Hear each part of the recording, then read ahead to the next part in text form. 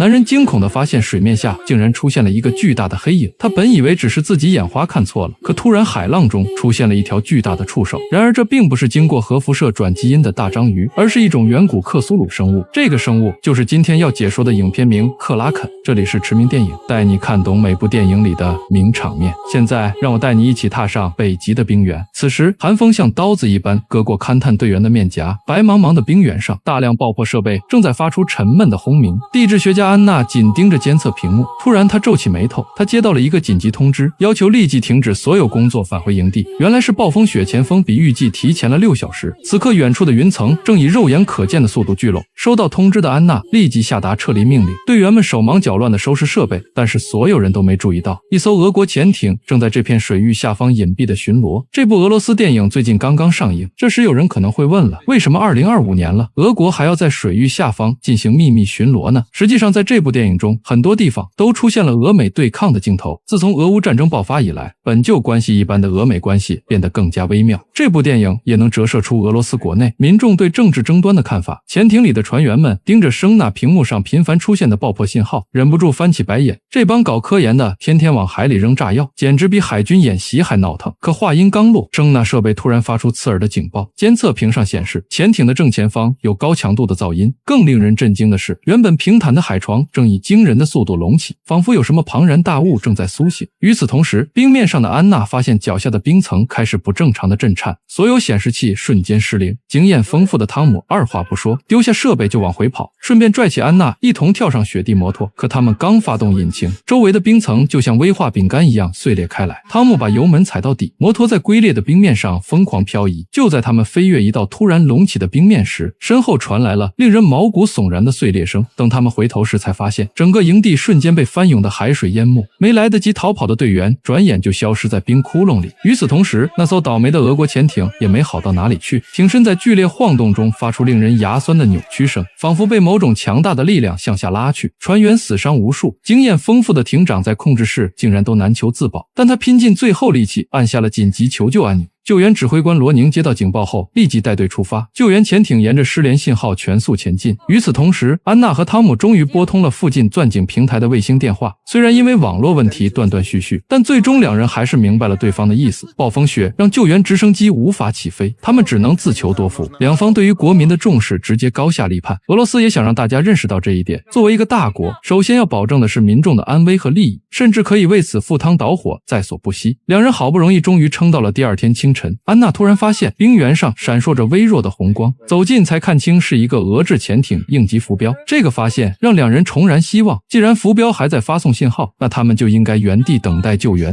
或者至少说明救援队能找到这个位置。此时的安娜和汤姆就像得知自己是第二个走到南极点的斯科特一样，不但没有得到样本和数据，反而折损了所有队员和设备，眼见着自己的小命也要搭进去。在9年义务教育时期，安娜就学过《人类群星闪耀时》这篇课文，她读到过斯科特2次征服南极点均以失败告终，最终折损尽所有的设备、队友和自己的故事。但没想到自己好像也要变成悲壮事迹的女主角了。虽然0个官方在意，就在他们等待时，罗宁的救援舰队遇到了更诡异的事。一群鲸鱼反常的围着潜艇打转，时不时用身体轻碰艇身，这种反常行为让所有船员后背发凉。这些胆小的生物本该害怕螺旋桨的噪音才对，突然鲸群四散奔逃。声纳兵惊恐地发现毒素竟然出现了严重异常，潜艇明明保持深度不变，但那个所谓的海底正以惊人的速度向他们逼近。察觉到不对劲的罗宁立即下令全速上浮，但身后的庞然大物紧追不舍，潜艇被迫驶入一条狭窄的冰下航道。与此同时，前方出现了一座巨大的冰川，千钧一发之际，罗宁果断下令关闭引擎。好在最后一刻，潜艇停在了原地，而那个神秘生物似乎也失去了目标，逐渐离开了。此时的罗宁简直就和海底2万里里面的尼摩船长一样，他冷静、勇敢、伟大，总是可以在关键时刻化险为夷。经过一番检查，潜艇的无线电系统严重受损，暂时无法对外联络。此时冰面上的安娜和汤姆已经冻得瑟瑟发抖，体力几乎要耗尽。突然不远处传来冰层碎裂的巨响，他们本以为是余震，但没想到紧接着出现的竟是罗宁的潜艇。两人本以为得救，刚想喘口气，不料被告知要救的不是他们，而是潜艇。不过经过一番交涉，潜艇还是带上了这对落难的科学家，毕竟人道主义不分国界。航行途中，没人注意到深海中那个正在苏醒醒的恐怖存在。当潜艇即将抵达钻井平台时，海面上突然掀起滔天巨浪。起初大家以为只是暴风雨，可谁知当海浪靠近平台时，大家这才发现浪花中似乎还夹杂着一种不可名状的东西。平台上的人们目瞪口呆，似乎不敢相信这个超出认知的生物竟然是真的。此时恐惧在每个人心中蔓延，这只恐怖的生物正是传说中的北海巨物克拉肯。这个名字可能不少观众都听过，它在加勒比海盗系列中发挥了重大作用。作为戴维·琼斯的宠物监属下，它同样拥有触手，甚至多次袭击过杰克船长。其实无论是克拉肯这部电影，还是加勒比海盗的克拉肯，他们都有个共同的神话来源。北欧民族中最凶猛的当属维京人，但在维京人的神话中，克拉肯也是他们最为害怕的海怪之一。他的实力恐怖如斯，只是轻轻挥动触手，那座钢铁铸就的钻井平台就像纸糊的一般被捏得粉碎，转眼间就被卷入深渊。正当众人还没有从惊吓中缓过神来，声纳员突然脸色煞白，原来那个庞然大物已经调转方向，正以惊人的速度向他们逼近。罗宁立即下令紧急下潜，但刚愎自用的司令官认为这是懦弱的表现，竟然直接解除了罗宁的指挥权。这个司令官真是让我的厌蠢症都犯了。他接着下令向怪物发射鱼雷，随着鱼雷呼啸而出，船员们欢呼雀跃，都以为只用鱼雷一招就干掉了怪物。然而喜悦转瞬即逝，还不等大家喘口气，雷达上的目标依旧没有消失，反而显示那个庞大的阴影仍在逼近。第二轮鱼雷攻击同样徒劳无功。不等船员反应过来，突然整艘潜艇剧烈震动，一条直径超过3米的触手重重砸在艇身上，猛烈的撞击让潜艇变成了断了线的木偶，旋转着坠向海底。更糟糕的是，在下坠过程中，潜艇撞上了海底悬崖，船体发出令人毛骨悚然的金属撕裂声，潜艇的一个船舱漏水了。然而这还不是最糟糕的，此时更恐怖的景象出现在了大家面前。克拉肯那庞大的身躯悬浮在上方，遮天蔽日。在绝望的阴影中，罗宁突然想起一个被忽略的关键细节，在刚刚撞上冰川的前一秒，他关闭了所有通讯设备，怪物好像就失去了目标。他当即让操作员关闭了所有的雷达和声设备，关闭的瞬间，怪物的反应瞬间产生了变化。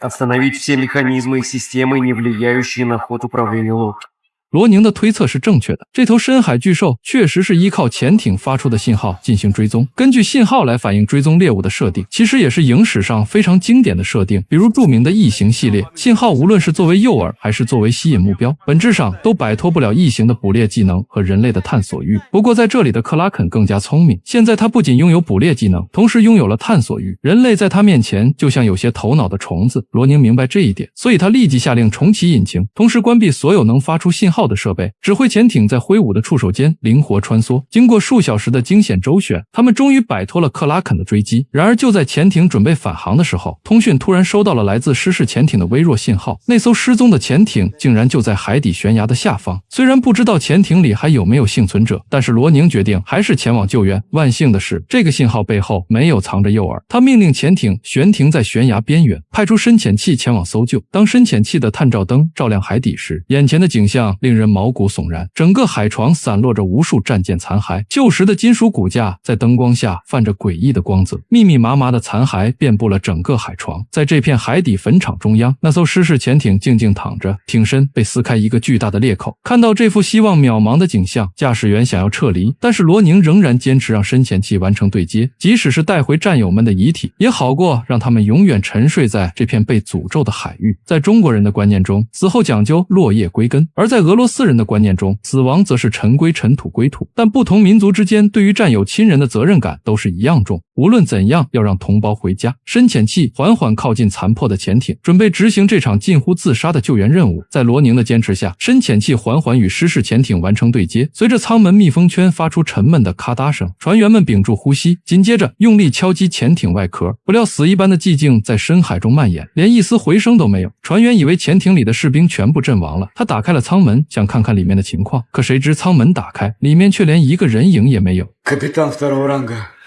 Кто старший, мужики? Сколько он? Командир корабля, капитан первого ранга Воронин. Вот так встретились.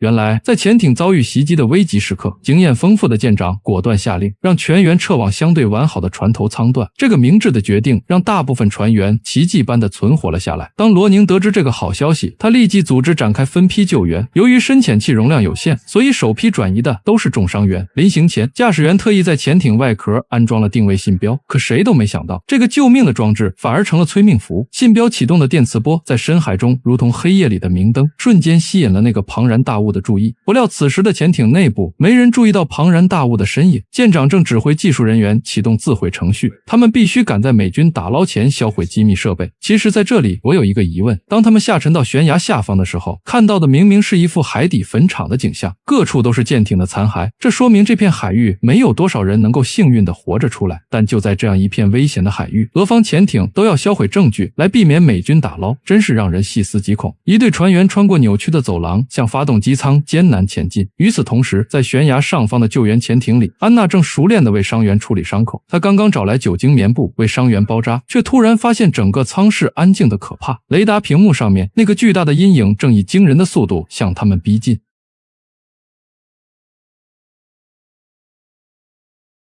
Только не двигайтесь, иначе он бросится на нас.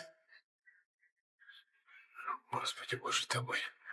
Уходим в акустическую тень. 面对屏幕上逼近的怪物，船员们都慌了，只有罗宁临危不乱。他果断下令潜艇紧急下潜，潜艇精准地驶入海底一道狭窄的裂缝，狭小的裂缝挡住了怪物巨大的身躯，让体型庞大的克拉肯束手无策。他愤怒的触手在裂缝外疯狂挥舞，却只能卡在岩缝中徒劳挣扎。眼见猎物逃脱，暴怒的怪物转而扑向下方的失事潜艇。罗宁抓住这个机会，立即通知潜艇内的船员启动自毁装置。与此同时，他故意激活了雷达和声纳系统，刺耳的电磁波如同诱饵，成功把克拉肯引到了别的地方。潜水器内的士兵们正惊恐地看着头顶遮天蔽日的怪物。此时正好看到船员回来，驾驶员果断切断了对接通道，深潜器在千钧一发之际脱离险境，而身后的失事潜艇刚刚离开，就被怪物的触手紧紧缠绕起来。就在他们全速上浮的同时，倒计时归零的自毁装置引爆了潜艇。海面上救援潜艇的船员们屏息等待，突然平静的海面炸开巨大的浪花，深潜器如离弦之箭般冲出水面。在夕阳的余晖中，这些劫后余生的勇士们终于踏上了归途，而他们身后那片吞噬了无数船只的诡异海域依旧笼罩在未解的迷雾之中。克拉肯将深海怪兽题材提升到了新的高度，巧妙融合了现代科技恐惧与古老神话传说。影片中装备精良的潜艇面对远古海怪时有多无力，人类科技在面对自然伟力时就有多渺小。我们引以为豪的声纳系统和精密仪器反而成了克拉肯锁定猎物的诱饵。影片依然是传统的克苏鲁电影，没有采用常见的浪漫化处理，而是直白展现了那种令人窒息的压迫感。因为克苏鲁作品的本质就是通过未知和不可测的力量来表达人类的恐惧和渺小，甚至衍生出信仰和崇拜。因为人类对海洋的认知尚不足 5%， 就已经能发现大王酸浆鱿等深海巨怪，证明克拉肯这样的生物并非完全的天方夜谭。影片巧妙利用了这种认知空白，将科学事实与神话想象无缝衔接。特别值得注意的是，影片选择章鱼作为原型绝非偶然，这种拥有3个心脏、蓝色血液、9个大脑的生物本身就充满神秘色彩。章鱼能瞬间变色伪装，用触手解决复杂问题，甚至能拧开瓶盖。很多人都说，如果不是有生育后迅速衰老死亡的基因，章鱼或许真的是下一个地球霸主。而很多克苏鲁电影就是来自这一点。近年来，克苏鲁文化在影视作品中的复兴，比如《降临》中的外星文字、湮灭的彩色屏障，再到本片的克拉肯，都在演绎同一个主题。在浩瀚宇宙中，人类引以为傲的文明不过是沧海一粟。影片结尾的幸存更像是一个开放式警告，当主角们以为逃出升天时，那些细微的异常迹象暗示着威胁远未结束。这就是克苏鲁电影。在这里，最大的恐惧不是死亡，而是意识到自己永远无法真正理解或战胜那些超越认知的存在。在深海与星空，还有太多我们无法想象的恐怖在静静等待。不是所有电影都有现实的结局，但是每场恐惧都有真实的源头。我是驰明，我们下一部电影再见。